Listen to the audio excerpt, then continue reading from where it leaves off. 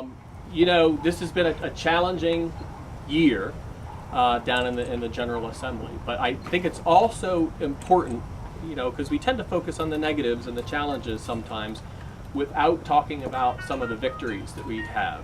And so, you know, thanks to a lot of hard work from the Democratic leadership, a lot of hard work from our Northern Virginia delegation, we've made some progress on some very, very important issues this year. And we start with SOL reform.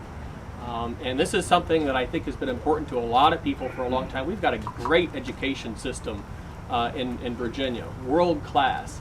And yet I think that we were threatened with seeing a lot of that progress being undercut because we were focusing too much on high stakes testing at the end of the year that were overwhelming teachers and they were overwhelming parents, and more importantly, they were overwhelming our students.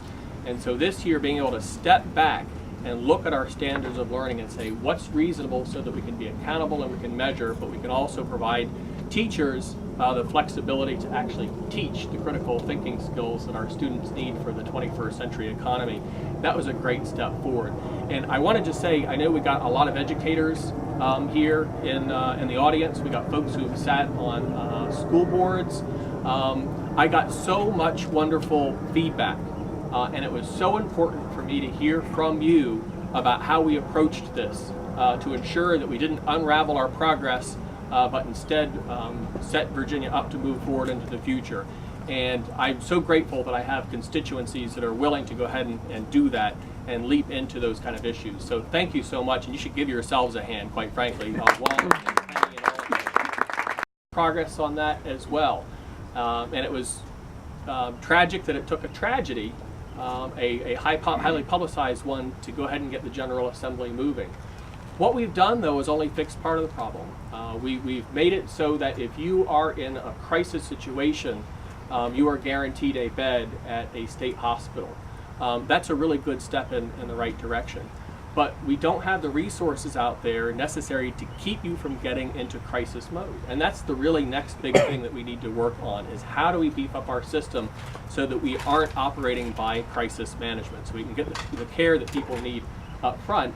And looking at Stacy, you know, realizing that she's also a huge part of this, which is about 25% of her inmates at any one particular time have a mental illness, and about half of those are a severe mental illness. And so we need to make sure that we get Stacy the kind of resources she needs to be able to ensure that they're taken care of, and even better is diverting them from a jail situation so that they can actually avoid that altogether and get healthy like they need to get. Ethics reform. You know, when I stood here last year, I was very hopeful that the General Assembly might seize a rare opportunity to move the ball forward in a significant manner with regard to ethics reform.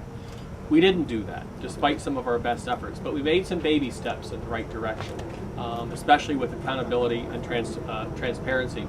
And I was pleased that one of my bills, which increased the number of reporting that we had to do on gifts, and especially the accessibility for those gifts, actually got rolled into the ethics bill that was eventually passed and eventually signed into law by the governor.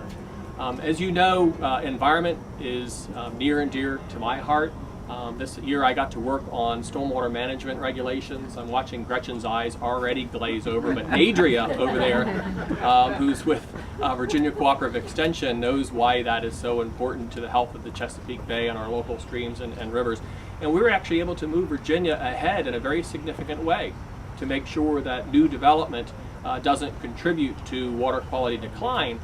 And then I was recently appointed to the Chesapeake Bay Commission and was thrilled to watch Governor McAuliffe sign the next Chesapeake Bay Agreement that sets out actual measurable standards and targets for how we're going to make sure that we actually improve water quality in the Chesapeake Bay. Something that is a national treasure, but it's also worth billions of dollars to our economy as well. And then finally, putting back on my consumer protection hat. Before I ran for office, I was on the Fairfax County Consumer Protection Commission as their chairman, and John Fee, if he's still here, is still the chair of the county's Consumer Protection Commission ever since I left. But we actually pushed forward a bill dealing with privacy rights and making sure that retailers can't take your driver's license and scan that information and use that for marketing purposes. And that was actually Dave Marsden's idea. And he let me run with it in the House, and he ran with it in the Senate, and I was terrified of the idea of having it defeated in the House and then having to go back and face Dave Marsden in the Senate. So we were able to go ahead and get that through. It was a constituents idea. I'm not that good. Anyways, that does leave a major piece of business, though, that is unfinished. And that is, how do we in Virginia provide health care coverage to 400,000 uninsured Virginians? And these are, by and large, Virginians who are your working poor. They get up every day and they get out there and work, but are unable to afford basic insurance. These are folks who don't get the preventative health care that they need, and they wind up in our emergency rooms, which is the most expensive form of treatment. We all wind up paying for that, and they wind up paying for that because they're less healthy for it, and we could have stopped an illness from getting much, much worse. It's also important, though, because there are so many families out there that are just one healthcare crisis away from bankruptcy and financial ruin. You see Josette over here, and she just had surgery on her ankle.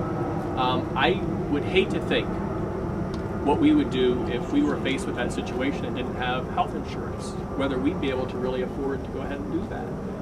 And so when you think about folks who are right at that poverty level, faced with those kind of critical decisions, those are the issues that we need to be really focusing on. This is an issue that makes great sense for Virginians, both from a healthcare standpoint and from an economic standpoint. This is our money, folks. This is money that we're already sending to Washington.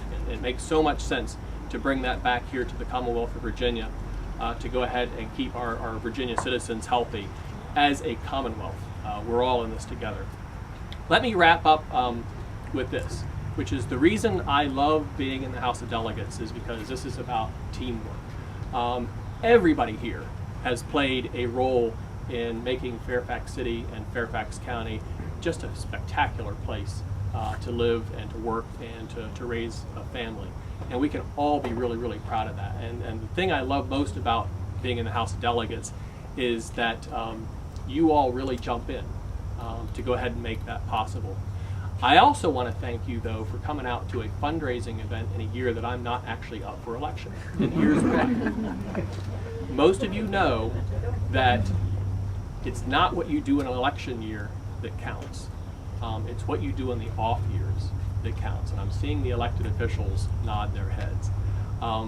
You can put out as many flyers, raise as much money as you want in an election year, but if you haven't done a good job communicating with your constituents in the off years and making sure you're doing that work to reach out to them and to carry and work on sensible legislation that's going to benefit your community, there's nothing you can do in an election year to go ahead and make that up. And so thank you to my team members here tonight for coming out and supporting me and making all this possible. So with that, thank you. There's a lot of great food. We got a lot of great friends. We're in a beautiful place, so go out and enjoy yourselves. Thank you.